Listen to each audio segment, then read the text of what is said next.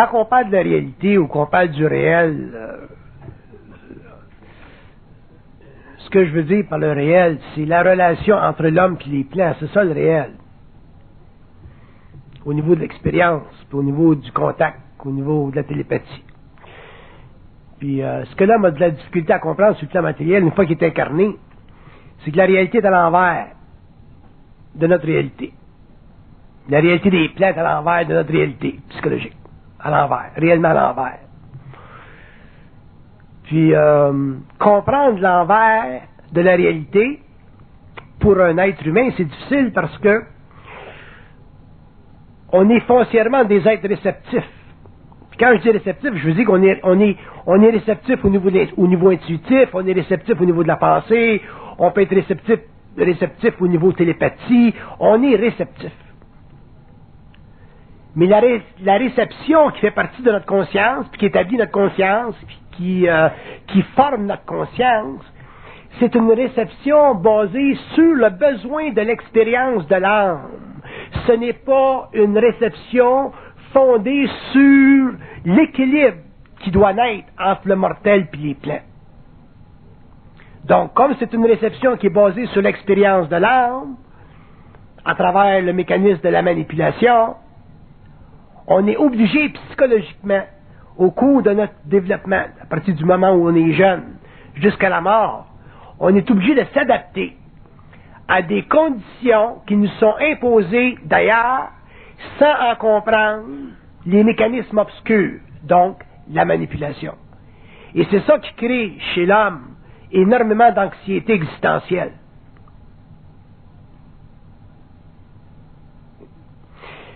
À partir du moment où l'homme va entrer dans un cycle évolutionnaire ou dans un cycle d'évolution, où il va prendre contrôle de son territoire psychique, autrement dit de ce qui se passe dans sa tête, il va pouvoir finalement renverser les tables sur l'invisible et automatiquement augmenter son pouvoir de perception.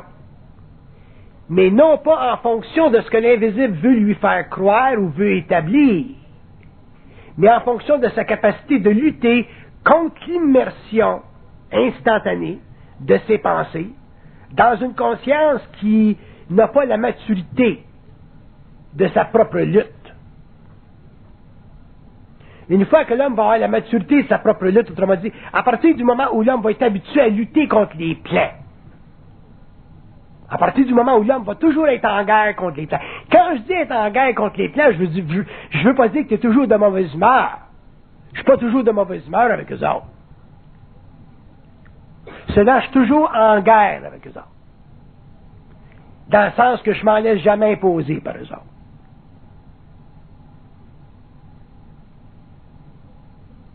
À partir du moment où l'homme va être habitué à être en lutte avec les plans, donc en lutte avec la source de sa conscience, qu'elle soit astrale ou mentale, il va pouvoir comprendre sa relation ouverte avec les plans. Puis une relation ouverte avec les plans, c'est une relation où l'homme a conscience de sa réalité de manière grandiose. Je donne un exemple. Elle m'arrive tout à l'heure, elle me dit, bon, mais j'ai pris des cours dans tel domaine, puis je me cherche, je réussis pas à me fixer, tout m'intéresse. Tout m'intéresse, c'est de la manipulation. Si tout t'intéresse, tu peux pas te fixer dans rien. Par contre, tout t'intéresse au niveau des plans, ça veut dire que ta conscience est un petit peu plus large que d'autres personnes. Mais ta conscience n'a pas la maturité d'elle-même. Donc, les plans peuvent facilement te manipuler et le phénomène d'être intéressé à tout devient pour toi un fardeau psychologique. Alors que si elle prenait de la distance, tout l'intéresse, ok, pas de problème, puis dans le temps, on verra où est-ce que je vais me situer par rapport à mon travail. À ce moment-là, la manipulation des plans serait réduite. Puis elle, en tant qu'égo, en bénéficierait parce qu'elle aurait moins d'anxiété par rapport à son travail. Puis c'est comme ça dans la vie tout le temps. Il y en a combien de jeunes qui se cherchent une niche, puis ça prend des années pour en arriver. Pourquoi? Parce que la vie avec les plans est complexe. Le gars, pour en arriver là, il faut qu'il aille là, puis qu'il rentre là, puis qu'il aille là, puis qu'il aille là, puis qu'il aille là, qu'il rencontre telle personne, qu'il rencontre telle personne, puis finit là. Moi, quand j'étais jeune, j'étais allé en engineering, j'étais allé en anthropologie, j'ai fait des études aux États-Unis pour me trouver quoi? À donner des conférences à conscience supramentale à Montréal. Tu sais, faut le faire. À partir du moment où on a une sorte de conscience des plans, ben on peut facilement on peut plus facilement traiter avec ce mouvement irrégulier de notre conscience. On ne fonctionne pas en droite ligne. Ceux qui ont un certain âge parmi vous autres, là, regardez à partir de l'âge de 14-15 ans ou 17 ans quand vous avez commencé à travailler, puis regardez ce que vous êtes rendu aujourd'hui. Le mouvement il est aussi aberrant que le mouvement des chevaux à Blue Bonnet. Totalement irrégulier. Bon, mais ça fait partie de la manipulation de la conscience, ça fait partie de la complexité des plans de vie. Ça, j'ai rien contre ça. Mais où ça devient un problème, c'est quand on réfléchit trop à ça. Puis en réfléchissant trop à ça, on développe de l'anxiété parce qu'on n'est pas capable de comprendre le processus fondamental de notre programmation parce qu'il fait partie des connaissances qui sont ailleurs. Ces connaissances-là ne nous sont pas transférées. Comme elles ne nous sont pas transférées, on est constamment dans l'ignorance de notre plan de vie. Si elle se faisait dire, bon, ben, tant d'années, tel mois, à telle date, à telle heure, tu vas rencontrer telle personne, tu vas faire telle chose, ça va être réglé. Elle pourra dire, bon, ben, je vais attendre, puis en attendant, je vais jouer au bowling. Tu comprends? Mais c'est pas ça. On ne le sait pas. À partir du moment où l'homme aura un contact télépathique suffisamment clair, un canal suffisamment nettoyé avec eux autres, à ce moment-là, l'homme pourra avoir de l'information concernant ce qu'il veut faire. Mais encore, vous allez voir qu'ils ne vous donneront pas toute la connaissance. Mais au moins, ils vont vous parler d'une certaine façon à diminuer votre anxiété. Fait qu'on n'a pas besoin de tout savoir. Ça, c'est pas intéressant pour un mortel de tout savoir, d'avoir accès à la totalité d'un plan de vie. Au contraire, ça pourrait être extrêmement sur le plan de l'émotion, ça pourrait être extrêmement énervant. Parce qu'il y a des choses qu'on vit, c'est quand on les vit qu'on est capable de les supporter. Mais savoir d'avance qu'on va vivre ça, c'est pas bon pour nos émotions. Que l'homme ne sache pas, que l'homme n'ait pas accès à la complexité de son plan de vie, ça, j'ai pas de problème avec ça, mais que l'homme soit capable de dealer avec eux autres concernant des mouvements qu'il veut faire d'une façon intelligente, dans la mesure où il est capable d'établir un équilibre avec la source. Là, à ce moment-là, c'est à son avantage. Fait que si elle, là-dedans, elle dit, bon, ben, quand est-ce que je vais pouvoir me fixer en relation avec les cours que j'ai pris, ils peuvent dire, bon, ben, tu verras. S'ils disent au moins tu verras, ben, au moins c'est tu verras. Mais s'il n'y a pas que tu verras, si tu n'as pas de réponse, puis tu as une des pensées qui essaie d'analyser une situation, à ce moment-là, là, tu vis beaucoup d'anxiété. Donc, à partir du moment où il y a une communication avec les plans, c'est déjà quelque chose, puis avec les temps, mais la communication deviendra de plus en plus perfectionnée. Moi, si je leur demande quelque chose, puis ils me disent, tu verras, on va les envoyer chier, ils me disent, veux-tu me parler comme du monde? Fait que je suis capable de les forcer à me répondre, parce que j'ai une autorité sur eux autres, pour des raisons d'énergie, d'évolution, et ainsi de suite, et de conscience, en ce qui concerne la relation entre l'initié et les plans systémiques. Mais pour l'homme, c'est difficile, parce que l'homme n'est pas capable d'émater. Puis pourquoi est-ce que l'homme n'est pas capable d'émater? À cause de ses émotions. Donc la relation que l'homme a avec les plans, ça a toujours été une relation spirituelle. Les initiés de l'évolution ont toujours eu une relation spirituelle avec les plans. Le Christ, Moïse, toute la gang ont eu une relation spirituelle avec les plans. Ça a donné naissance sur la terre aux religions. Mais dans l'évolution, les initiés n'auront pas de relation spirituelle avec les plans. Ils vont avoir une relation mentale. Une relation mentale très froide. Et c'est à cause de la relation mentale très froide avec les plans que l'homme va finalement se libérer de ses émotions spirituelles et finalement rentrer dans une conscience systémique, c'est-à-dire une capacité de régler sa vie à partir de la terre, au lieu de se faire régler sa vie à partir des airs. Bon, mais ça, c'est de la conscience. C'est de la conscience intégrale, c'est de la conscience intégrée, c'est de l'intelligence créatrice. Mais ça demande que l'homme en arrive avec le temps à se libérer de sa naïveté par rapport au plan. Et sa naïveté par rapport au plan est fondée sur un principe fondamental qui a été exécuté pendant l'évolution depuis des siècles, c'est celui de la croyance. Les croire, c'est se faire fourrer. Tant que vous ne comprendrez pas ça, si vous êtes bien mieux de penser, puis vivre dans l'illusion de penser, que d'établir un lien télépathique avec eux autres, parce qu'ils vont vous avoir à tout coup. C'est des manipulateurs. Et quand je dis que c'est des manipulateurs, je ne dis pas que c'est des manipulateurs dans un sens négatif du terme. C'est que la manipulation fait partie de l'ordre des choses.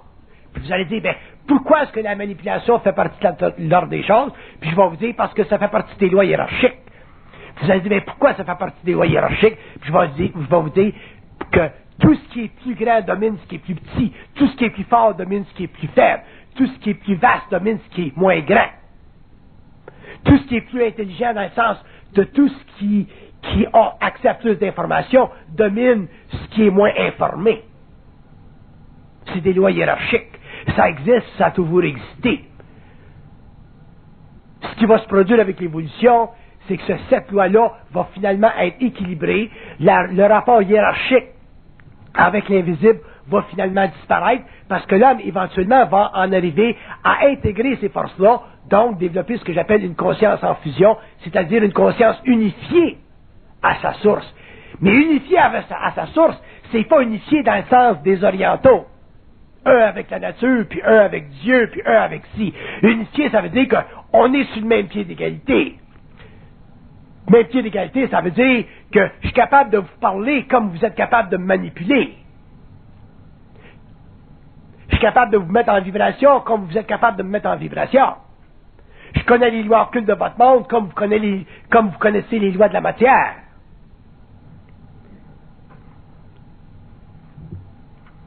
Ça, c'est comme un type un homme conscient, par exemple, qui serait en contact avec une entité astrale et qu'il saurait que l'entité astrale est sur tel plan, qu'elle fait telle chose, puis qu'elle vit de telle manière, ça créera un choc à l'entité astrale. Parce que les entités astrales n'aiment pas être dévoilées à l'humanité. Parce que le secret qu'ils ont par rapport à l'homme, ça fait partie de la manipulation. Au niveau des entités systémiques, c'est la même chose. Mais pour que l'homme ait accès aux autres dimensions, alors qu'il est dans la matière, il faut qu'il soit capable de s'instruire de lui-même. Mais s'instruire de lui-même, ça veut dire quoi? Ça veut dire mettre son esprit en vibration. Mettre son esprit en vibration, ça veut dire quoi? Ça veut dire ne vivre aucunement de son périsprit, ne vivre aucunement de sa mémoire, ne vivre aucunement des systèmes de support qui font partie de sa civilisation. Autrement dit, de vivre dans le vide total de sa conscience continue. À ce moment-là, il est capable, même s'il est sur le plan matériel, il est capable d'établir les bornes, les normes d'une relation systémique occulte avec une entité, qu'elle soit astrale ou qu'elle soit mentale. À ce moment-là, il y a un équilibre entre l'homme et les forces occultes ou entre l'homme et sa source. Mais pour que l'homme en arrive à ce stage d'évolution et à cette époque de sa propre conscience, il faut qu'il commence graduellement à bannir de sa conscience le fameux phénomène de croyance qui a été institué pendant l'évolution parce que l'homme n'était pas en lutte contre les dieux. Mais à partir du moment où il est en lutte contre les dieux pour regagner le terrain perdu de sa conscience primordiale, donc ce qu'on appelle la liberté intrinsèque, je ne parle pas du libre arbitre, là, la liberté intrinsèque. Une liberté intrinsèque, c'est une liberté qui permet à un mortel d'établir une relation avec un immortel dans une conscience absolue. C'est ça une liberté intrinsèque. Ça veut dire savoir que tu sois mort, que tu sois en conscience éthérique, que tu sois sur le plan matériel, ça n'a aucune différence, ça fait aucune différence à ta conscience, parce que ta conscience en soi est immortelle. C'est simplement ta corporalité qui est finie. Mais pour ça, il faut que l'homme soit libre de son périsprit.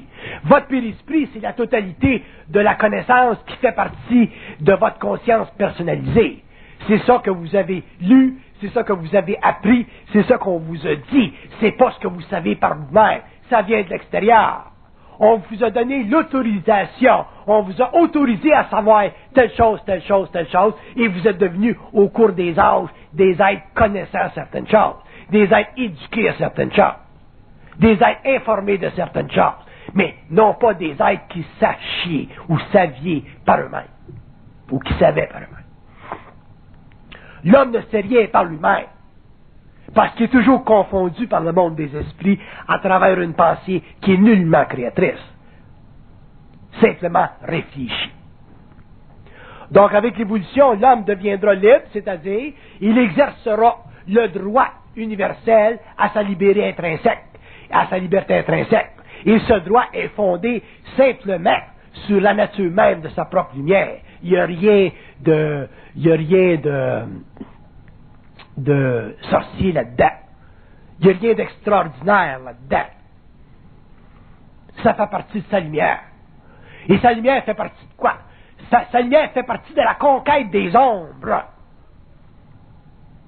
La lumière de l'homme fait partie de la conquête des ombres qui constitue naturellement, durant l'évolution, la structure fondamentale de son ego planétaire qu'on appelle le périsprit. Un homme sans lumière, ça n'existe pas. Tous les hommes ont de la lumière, mais il y a tellement d'ombres dans leur lumière qu'il n'y en a plus de lumière. Mais un homme qui est dans sa lumière, qui exerce la liberté intrinsèque de son esprit, est capable, sur un pied d'égalité, à tous les niveaux de gestion de son énergie fondamentale, de traiter avec des êtres, qu'ils soient incorporés dans la matière ou qu'ils soient en dehors des plans matériaux. C'est normal. On le sait, ça, quelque part en nous-mêmes. Mais on ne l'a jamais exercé, ce droit-là, parce qu'on a toujours eu peur de pécher contre les dieux. Et cette notion-là nous a été inculquée par les religions pour nous garder dans l'ignorance, ce qui fait partie des lois astrales de l'évolution, parce que les religions sont l'expression des mondes astraux. Les religions ne font pas partie du monde mental.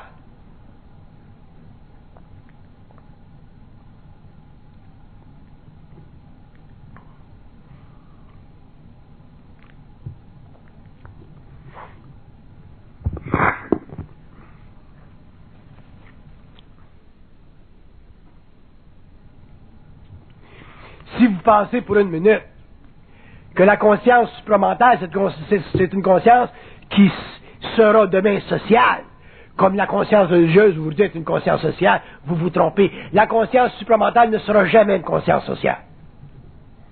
Ce sera toujours une conscience individuelle. C'est le changement de la direction du pendule. L'évolution. C'est un V. Et à la pointe de ces deux lignes-là, c'est zéro. Ce point zéro-là, c'est le vide absolu de la conscience. C'est le point où l'ego devient transparent. C'est le point où l'ego devient maître de manifester, faire la gestion de son énergie comme bon lui semble, parce qu'il n'y a plus d'ombre dans sa lumière, il n'est plus connecté au périsprit, parce qu'il n'appartient plus à la mémoire de la race. Il y a une conscience individuée. C'est ça une fusion.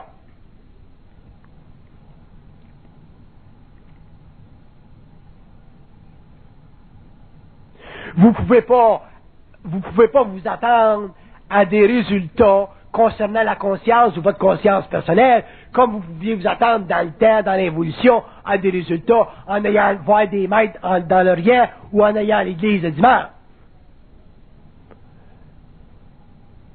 L'évolution, c'est la conquête suprême de l'homme sur les forces astrales de l'évolution.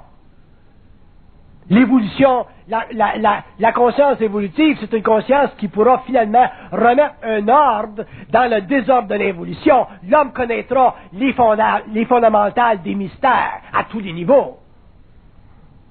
Pourquoi? Parce que l'homme sera capable de questionner le mensonge. Pourquoi? Parce que l'homme deviendra de plus en plus libre de sa mémoire, qui a été la passion de son ego. Pourquoi? Parce que l'homme finalement sera en vibration continue. Pourquoi? Parce que l'homme sera dans sa lumière continue. Pourquoi? Parce qu'il n'y aura plus d'ombre dans sa lumière. Fait que c'est pas sorcier l'affaire. Mais si vous cherchez à devenir ce que vous voudriez devenir, vous êtes encore dans l'ombre de votre propre ego, parce que vous ne deviendrez pas ce que vous cherchez à devenir, parce que ce que vous cherchez à devenir, ça fait encore partie de vos illusions. Chercher à devenir quelque chose, c'est se chercher une identité. L'identité que vous aurez, ça sera une identité que vous aurez créée pour vous-même, et non pas une identité qui vous sera donnée par les plans. Les plans ne dispensent pas d'identité. Ce sont les hommes qui dispensent des identités. On fait de toi un cardinal, ou un curé, ou un niaiseux, ou un gars avec un doctorat. On te donne une identité. Mais les plans ne donnent pas à l'homme d'identité. Les plans s'occupent simplement de créer pour l'homme, ou chez l'homme, des illusions, et avec ces illusions-là, il se crée une identité. Donc faites attention si vous cherchez à vous créer une identité. Si vous cherchez à devenir quoi que ce soit, parce que ce que vous allez chercher, ça fait encore partie des illusions de votre propre esprit, ça fait encore partie de votre ignorance des lois occultes, ça fait encore partie de votre conscience spirituelle. Et ça, vous la vivrez, dépendant de votre acheminement, dépendant de votre développement, puis un jour, si vous avez une programmation qui vous le permet, bien, vous pourrez faire sauter cette forme-là, pour en arriver dans un autre temps à être réellement conscient de ce que vous êtes. C'est-à-dire, une relation de plus en plus perfectionnée avec l'invisible, c'est-à-dire un contrôle mortel sur l'invisibilité des mondes. Sans ça, votre vie sera toujours une vie d'expérience, comme elle a été durant l'évolution. Vous ne serez jamais capable de tester une entité. Vous ne serez jamais capable de mettre une entité au mur, parce qu'une entité aura toujours sur vous une plus grande raison. Tant qu'une entité a sur l'homme une plus grande raison, tant qu'une entité est capable de dominer l'homme par la gestion de sa vibration vers lui, l'homme n'est pas capable de savoir, de connaître son propre mystère. L'entité devient le gardien du seuil. Et le gardien du seuil, il faut qu'il sorte. Pendant l'évolution, dans les doctrines ésotériques, le gardien du seuil a été considéré comme étant un avatar des lieux sacrés, des lieux spéciaux où la conscience humaine était réellement systématiquement lumineuse. Mais dans l'évolution, l'homme va découvrir que le gardien du seuil doit être tassé et que c'est ultimement le test fondamental de son initiation solaire. Parce que tant que le gardien du seuil est là, dans ta vision, tu ne peux pas regarder les immensités systémiques et comprendre, réaliser l'ordre des choses, c'est-à-dire donner un nom aux structures invisibles comme tu peux donner un nom sur la Terre aux structures matérielles. Donc, le gardien du seuil, c'est un autre concept que l'ésotérisme devront, avec le temps, se libérer si l'ésotérisme veut un jour en arriver à conquérir la mystique ou la mystification ou la fascination astrale qu'elle a imposée à des millions de personnes sur une planète évolutive.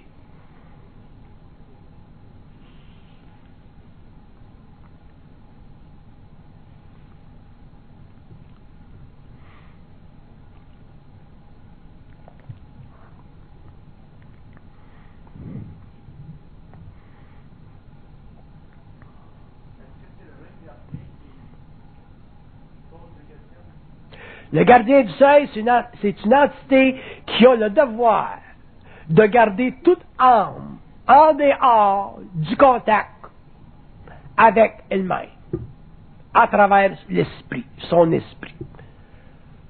Donc, le gardien du seuil, c'est une barrière. Le gardien du seuil, c'est la force qui permet à l'homme incarné de supporter la vie à l'intérieur du mensonge pour que son esprit ne soit pas troublé. Donc, le gardien du seuil a une grande fonction occulte au niveau des plans. Par contre, l'homme, en tant qu'être conscient, pour en arriver à concrétiser sa vie, c'est-à-dire concrétiser son intelligence, établir la nouvelle fondation d'une nouvelle civilisation sur le plan matériel, il faut qu'il soit capable de déplacer le gardien du seuil, autrement dit, éliminer de sa conscience personnelle le moindre obstacle à sa propre lumière personnelle. Sa lumière, c'est son esprit. Vous allez dire, ben, quelle différence qu'il y a chez l'homme entre son esprit et l'ajusteur de pensée? Il y a une très grande différence. L'ajusteur de pensée, c'est un être systémique indépendant, morontiel, qui a comme fonction de systématiser sa relation avec l'homme en développant des formes de pensée pour que l'homme ait conscience de penser afin qu'il puisse développer un ego planétaire. Ça, c'est son rôle. L'esprit de l'homme, c'est quoi? L'esprit de l'homme, c'est la totalité de l'énergie de son âme, libérée de son esprit, dans la lutte avec l'ajusteur de pensée.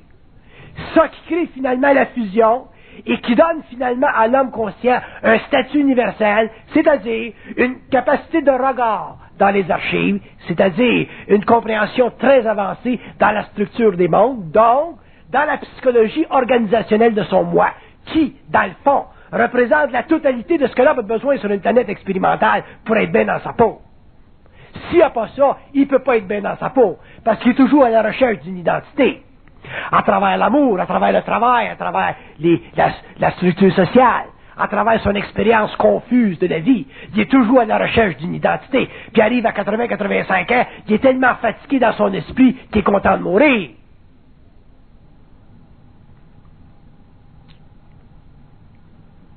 Ça qu'il faut que ça arrête, ça. Bon, moi, en tant qu'initié, j'y mets une fin dans le sens que je l'annonce. Mais j'y ai mis une fin pour moi-même. Je ne peux pas y mettre une fin pour vous autres. Chaque homme est maître de son propre territoire. Chaque homme fera sa propre culture. Chaque homme fera sa propre investiture. Chaque homme deviendra son propre roi. Moi, je ne peux pas investir un homme de quelque royauté que ce soit. Par contre, j'ai assez de connaissances des lois occultes, du mensonge cosmique que j'ai établi comme étant la fondation de l'expérience consciente de l'évolution, pour savoir que les plans nous font chier jusqu'à temps qu'on a mis un arrêt dans leur relation avec nous autres, leur relation de manipulation avec nous autres. Après ça, la vie est agréable, l'homme commence finalement à exercer sur le plan matériel les pouvoirs qui lui sont nécessaires pour avoir une vie agréable. Sinon, on est toujours des êtres subalternes. C'est pour ça que ma haine contre les plans, ma haine occulte contre les plans est totale.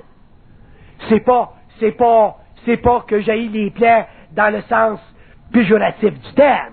J'haïs les plans dans le sens évolutif du terme. Dans le sens évolutif du terme, j'ai pas de problème avec eux autres. Mais dans le sens évolutif du terme, j'ai des gros problèmes avec eux autres. Et mes écrits sont l'expression de ces problèmes-là. Puis je vais écrire jusqu'à temps que je meure. Puis, je peux vous dire une chose, c'est bien facile pour moi d'écrire. Quand je décide d'écrire, c'est parti, mon kiki.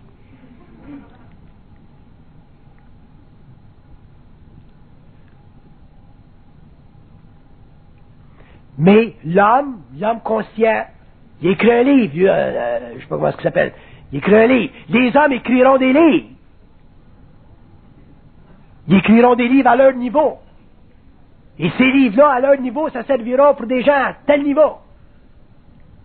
Donc, les livres qui viendront de la parole ou de la conscience d'un homme en évolution, c'est important. Mais dans tout mouvement de conscience, dans toute expérience de lecture, dans toute observation de la réalité des mondes, l'homme devra forever s'abstenir de la croyance.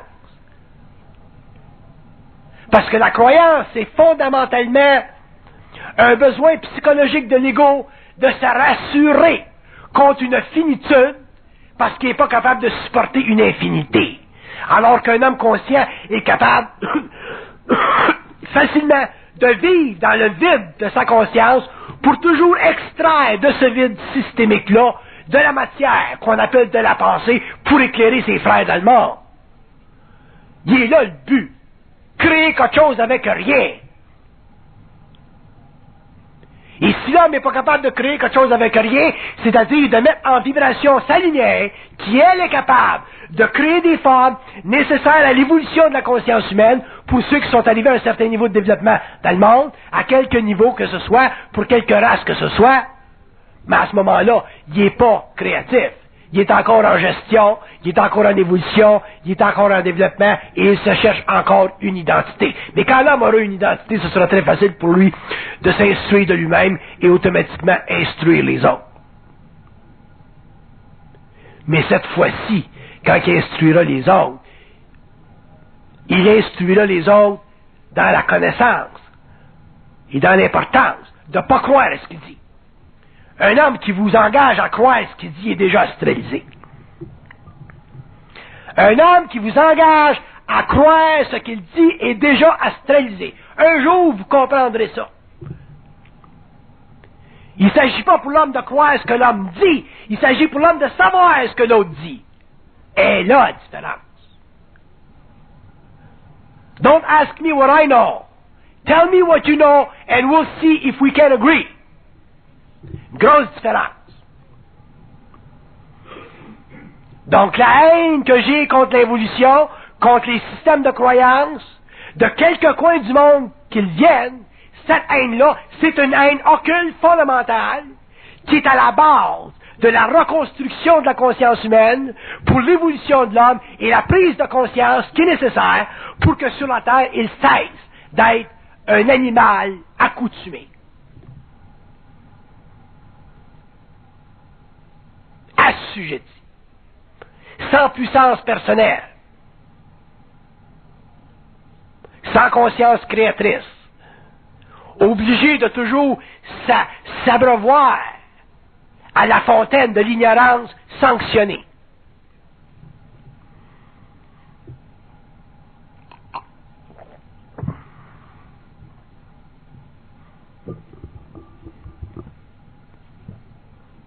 Avez-vous des questions?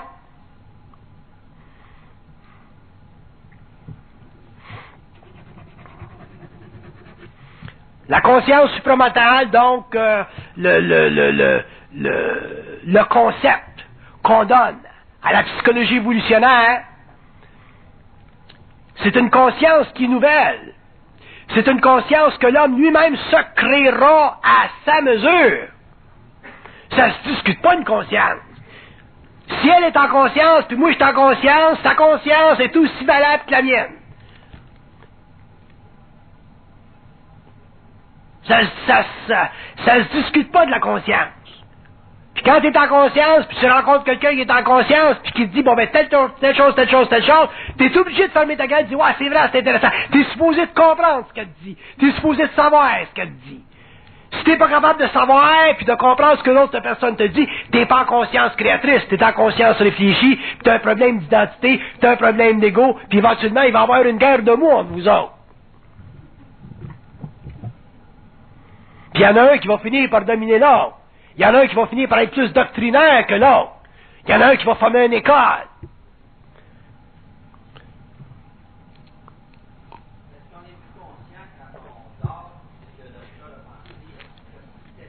Quand on dort, on est en impuissance. La seule chose qu'on peut faire quand on dort, c'est aller ses plans, puis quand on va ses plans, on y va pas en conscience. Fait quand on y allait pas en conscience, quand on dort, on est simplement des animaux au repos. L'intelligence est pas activée, puis le contact avec les plans se fait à travers le rêve, donc à travers des formes pensées, dans un méli-mélo tellement abominable qu'on se réveille le matin et on a de la misère à comprendre nos rêves, à moins d'avoir une certaine médiumnité puis avoir développé une certaine façon de le faire parce qu'on a une certaine vibration finalement qui nous permet de les décomposer nos rêves puis de les comprendre. Mais avec le temps, quand l'homme s'endormira puis qu'il dira ses plans, mais l'homme rêvera plus, il sera en conscience ses plans, il sera éveillé ses plans. Ça fait partie de son évolution. Fait qu'en attendant, quand on rêve, on se repose. Puis c'est bon. Puis il y a beaucoup d'informations qui nous viennent. On peut utiliser le rêve pour comprendre cette information-là. Il y a des gens qui sont bons à ça.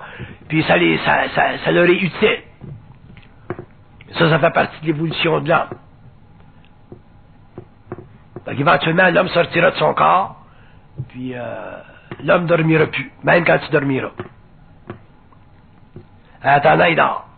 Puis il dort profondément. Autant le jour que la nuit.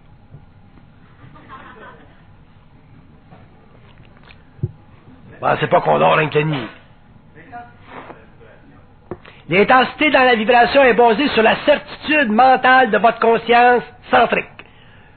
À ce moment-là, votre vibration est vous lui donnez l'intensité que vous voulez, dépendant de ce que vous avez à faire. Et ça fait partie de votre conscience mentale. Ça fait pas partie de votre énergie émotionnelle. Ça fait partie de la gestion de votre conscience. Ça fait partie de la gestion de votre lumière. Donc, c'est à l'homme conscient de gérer cette intensité. L'homme conscient en fera la gestion de cette intensité-là. C'est ça qui est intéressant dans de la conscience. C'est que tu fais la gestion de ton énergie, dépendant ce que tu fais, dépendant à quel niveau tu te manifestes, tu utilises cette vibration-là pour créer une impression de tel calibre ou de tel calibre, pour permettre à l'homme de comprendre des choses sans passer par la voie psychologique de son ego, sans passer par la réflexion. Tu l'atteins directement dans sa conscience mentale, où il est capable de comprendre ce que tu dis, même s'il ne comprend pas intellectuellement ce que tu dis. Il sait quelque part. Ça fait partie de sa science à lui. Parce qu'on a tous une conscience universelle, mais plus ou moins endormie dépendant de qui on est. Mais on n'est pas on n'est pas plus des cons. Il y a des gens, des fois, qui disent, ah, je comprends ça, c'est ça, tu comprends ça, c'est ça. Là, si je dis, bon, ben, réexplique-moi, il dit, je suis pas capable. Ben, ça ne change rien, il l'a compris. Ce qui est important, c'est qu'il l'a compris. Un jour, il sera capable de le réexpliquer. Le jour où vous serez capable d'expliquer ce que vous comprenez, vous serez des grands hommes, vous serez des grands écrivains, vous serez des grands orateurs. La seule raison que vous écrivez pas, puis que vous parlez pas en public, c'est parce que vous n'êtes pas capable d'expliquer ce que vous comprenez. Un jour, vous pourrez expliquer ce que vous comprenez, et à ce moment-là, vous deviendrez, dans votre propre rayonnement, des êtres créatifs. Des problèmes d'identité, vous n'aurez plus. Vous serez dans votre conscience. Que vous soyez architecte, médecin, plombier, whatever. Une chose que je peux vous dire, vous chercherez plus. La recherche spirituelle, ça se ferait longtemps que ça serait parti.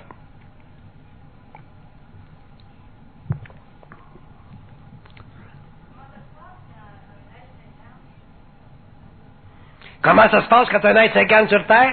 Il y a un embryon quelque part là, qui est en gestion. Puis quand l'embryon sort du corps de la mère, l'âme rentre. En attendant, il ne se passe rien. L'homme devient homme quand l'enfant commence à... Le médecin tape ses fesses, là, puis il commence à respirer. Là. Fait qu'un voyant, un homme qui est voyant ou une personne qui est voyante sera capable, dans une chambre où il y a un accouchement, de voir l'âme descendre, puis elle rentre quand l'enfant commence à faire ses premiers cris, puis respirer. Elle rentre pas quand il est dans le ventre de la mère, l'âme. Elle rentre quand il sort et il respire. Ça prend du prana pour vivre. Fait que tant qu'on comprend pas ça, ben on passe notre vie à se débattre philosophiquement sur le problème de l'avortement, par exemple. Si le monde était un petit peu plus conscient, les gens se débattraient pas philosophiquement sur le problème d'avortement. Il n'y en aura pas de problème d'avortement. Parce que l'homme devient homme quand l'homme devient homme quand il respire. L'âme s'incarne quand il respire.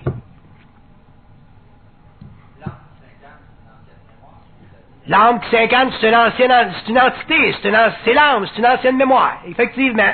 C'est une ancienne mémoire qui a plus ou moins d'expérience, puis dépendant de son expérience, c'est plus ou moins évolué.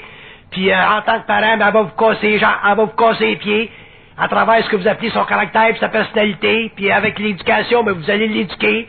Puis si vous êtes des bons éducateurs, ben, vous allez faire de cette âme-là une âme comme du monde, c'est-à-dire un ego qui a de l'allure.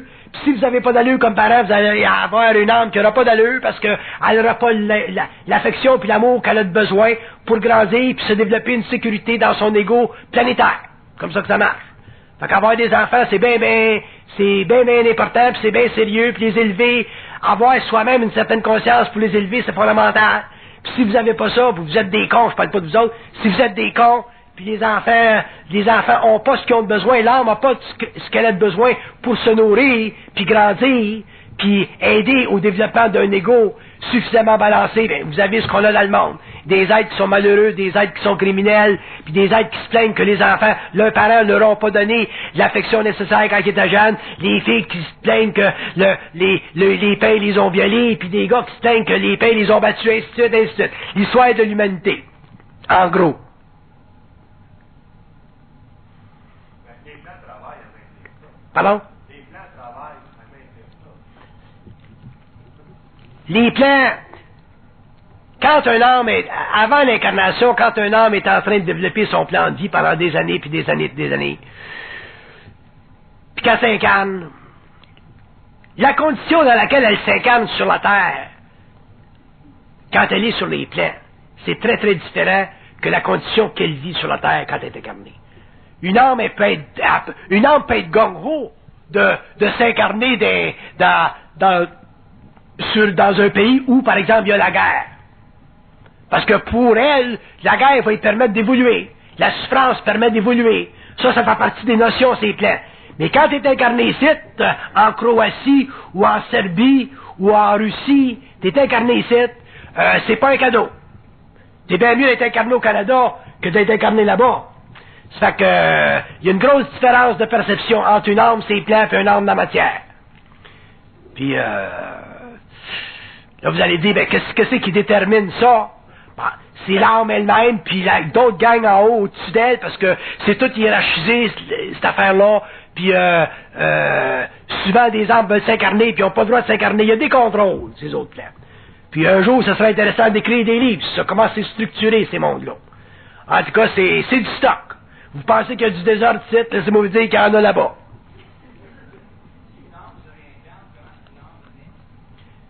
Si une âme se réincarne, oui.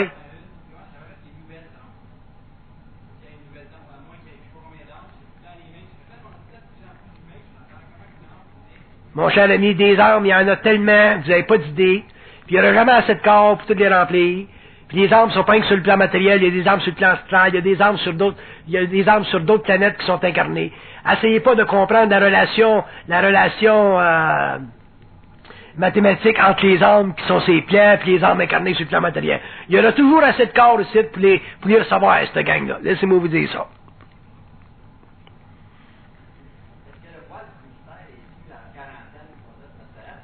Le voile des mystères est dû à la quarantaine qui fait partie de la conscience planétaire, puis ça va se lever quand l'homme va se libérer de la quarantaine, puis il va se libérer de la quarantaine quand il va commencer à établir une relation proportionnelle entre lui et sa source, c'est-à-dire quand il va être capable finalement de se mettre en opposition avec sa source.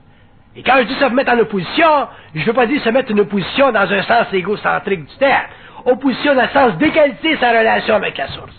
Autrement dit, sur le plan matériel, si quelqu'un vous dit quelque chose, si vous avez un avocat, par exemple, qui vous dit quelque chose, ou quelqu'un qui veut vous dire n'importe quoi, vous allez toujours tester la validité, vous allez essayer de valider ce qu'il vous dit, vous n'allez pas prendre ça pour du cash.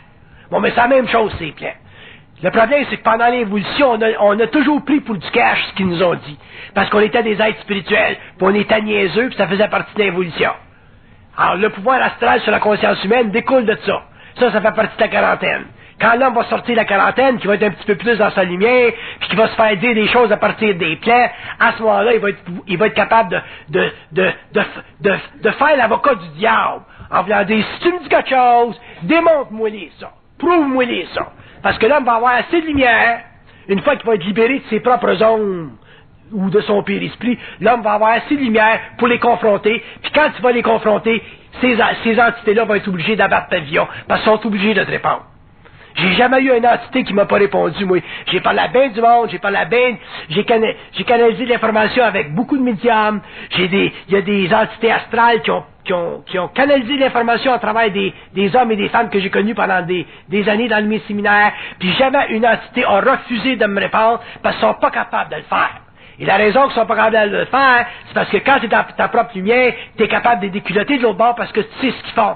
Puis quand tu sais ce qu'ils font de l'autre bord, ça les fait chier parce qu'ils perdent le contrôle sur l'homme, ils perdent leur domination, et à ce moment-là, l'homme se retrouve dans une situation de conquête de l'invisible, et ça fait partie des grands mystères de son évolution, ça fait partie des grandes craintes du monde astral, et ça fait partie du grand mensonge cosmique sur la Terre. Moi, j'ai déjà dit à une entité, j'ai dit, comment est-ce que c'est que tu fais, là, dans une bouteille de Pepsi à côté d'un arbre? Pourquoi est-ce que tu vis d'une bouteille de Pepsi à côté d'un arbre? L'entité a été tellement fâchée que soit révélée son identité sociale, ses plans, que la personne qui était le médium en a eu la colonne réchauffée pendant 3 jours. Les soins froides. Qu'est-ce que tu fais d'une bouteille de Pepsi à côté d'un arbre? sont obligés de te répondre. Ils n'ont pas de choix. C'est comme les gens qui font de la méditation. Il y a un type qui faisait de la méditation un jour, puis qui avait un genre de, comment vous appelez ça, un laboratoire mental, là. C'était une école dans la province de Québec, là. Puis il y avait un maître qui apparaissait sur son écran mental. Puis là, j'ai fait voir l'origine de cette forme-là. Ça venait d'où, cette forme-là? Puis quand il a vu l'origine de la forme, puis qu'il a vu le changement de la forme après, le gars, il a eu très peur, puis il n'est jamais rentré là-dedans après. Fait qu'on est réellement des êtres extrêmement naïfs. On est au début de la science de la matière sur la Terre. On est au début de la science de la vie sur la Terre. On n'a absolument aucune notion de la réalité fondamentale de la matérialité. Imaginez-vous des mondes invisibles. Puis on a le front de croire à ces entités-là qui nous parlent. Puis on a le front de croire parce qu'on a été invités par autorités spirituelles et religieuses pendant des millénaires à croire. Un jour, on va se réveiller, puis quand on va s'être bien réveillé, finalement, on va avoir des consciences individuées, puis là, on va arrêter de se faire chier. Bye!